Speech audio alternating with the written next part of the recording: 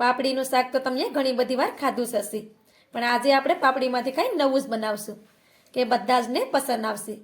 અને આ રીતે તમે એકવાર બનાવશો તો તમે કિલો કિલો પાપડી લાવશો તો પણ ઓછી જ પડશે.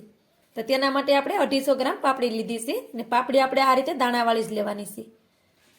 ને તેને આપણે પાણીથી સારી રીતે ધોઈ લીધી છે. ગમે તે વસ્તુ આપણે લેતા હોય તેને આપણે પાણીથી સારી રીતે પહેલાં ધોઈ લેવાની. હવે આપણે આ રીતે પાપડી લેવાની છે અને આ રીતે તેને આપણે આ દાંડલો હોય એને કાપી લેશું આવી રીતે. તો આ બંને બાજુથી આવી રીતે એને નસ હોય ને બે બાજુ એને કાઢી લેવાની અને પાપડીને આપણે આ રીતે બરાબર જોઈ લેવાની, કેમ કે કાંઈ પણ ખરાબ પાપડી હોય સડેલી તો એને કાઢી નાખવાની. આપણે સારી જ પાપડી લેવાની છે, સડેલી પાપડી નથી લેવાની. તો આ રીતે આપણે બધી પાપડીને તૈયાર કરી લેશું.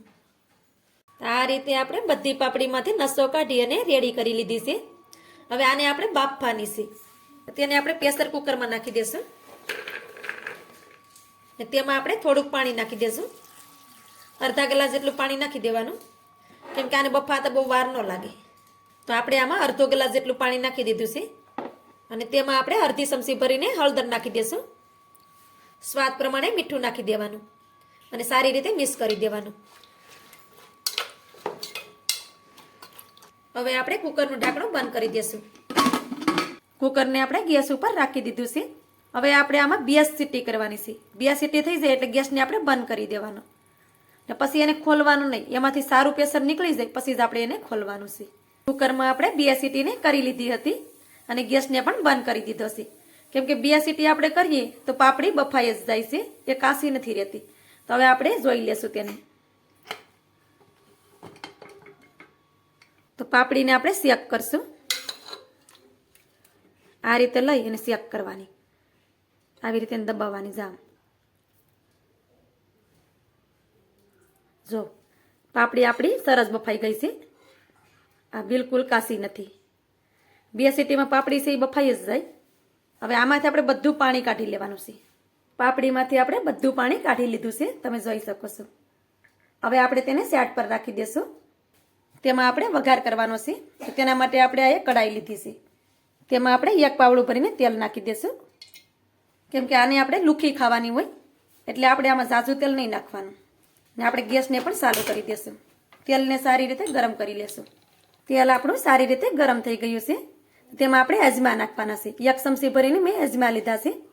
અજમા નાખવાથી એનો ટેસ્ટ બહુ સરસ આવે છે અને કોઈ પણ તેને ખાશે તો નહીં તો ગેસ થાય કે ન તો કોઈને પેટમાં દુખે. તો હવે તેને નાખી દઈશું. અને 1 આપણે લીલું મરચું લીધું એને પણ નાખી દઈશું. થોડાક નાખશું મીઠા લીમડાના પાન. તેમાં આપણે પાપડીને નાખી દેવાની અને સારી રીતે મિક્સ કરી દેવાની. ફ્લેમને આપણે ધીમી કરી દેવાની. તમારે આમાં લીલું મરચું ન નાખવું હોય તો પણ ચાલે, કેમ કે એમને એમ તમે એનો વઘાર કરો તો પણ આ ખાવામાં બહુ ટેસ્ટી લાગે. પણ તમારે થોડુંક તીખું જોતું હોય તો મરચું નાખવાનું. થોડીક વાર આ રીતે એને તેલમાં પાકવા દેવાની. અમારા ગામમાં તો આ માર્કેટમાં વેચાય છે આવી પાપડી બનાવીને, બહુ ખાવામાં ટેસ્ટી લાગે. તમે જો આ રીતે વઘાર કરીને પાપડીને એકવાર ખાવો ને તો તમને વારંવાર પાપડી લાવવાનું મન થાય માર્કેટમાંથી ને આ બધાને ભાવે. ને આનો વઘાર આપણે રાઈ કે જીરું નાખીને નથી કરવાનો, આમાં આપણે અજમાને નાખીને વઘાર કરવાનો છે. અજમા નાખીને તમે વઘાર કરો ને તો આપણે પેટમાં ન દુખે કે નો ગેસ થાય ને ખાવામાં બહુ ટેસ્ટી લાગે. એકવાર તમે ચોક્કસ બનાવજો. ને મારો વિડીયો જો સારો લાગે અને ચેનલ પર નવા હોય તમે તો ચેનલને સબસ્ક્રાઈબ કરી દેજો અને મને સપોર્ટ કરવાનું ભૂલતા નહીં. તો આપણે 1 મિનિટ સુધી આ રીતે તેલમાં પાપડીને સાતરી લીધી છે. ગેસને આપણે બંધ કરી દઈશું. થોડુંક આપણે ચટપટું જોતું હોય તો એમાં આપણે ચાટ મસાલો નાખી દેવું થોડો, અને થોડાક આપણે લીલા ધાણા નાખી દઈશું અને તેને પણ સારી રીતે મિક્સ કરી દઈશું. ધાણા નાખીને પાપડીને આપણે આ રીતે મિક્સ કરી દેવાની.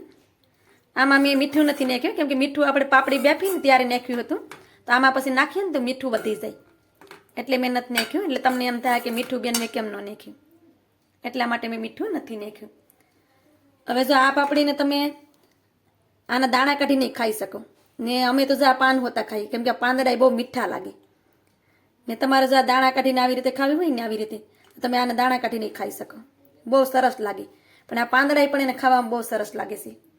તો તો મારી આ આજની રેસીપી તમને સારી લાગી હોય તો લાઈક કરી કોમેન્ટ કરવાનું ભૂલતા નહીં, અને ચેનલ પર નવા હોય તો ચેનલને સબસ્ક્રાઈબ કરી દેજો. તો મળીએ એક આવી જ નવી અને હેલ્ધી રેસીપીની સાથે. ત્યાં સુધી બધાને જય માતાજી.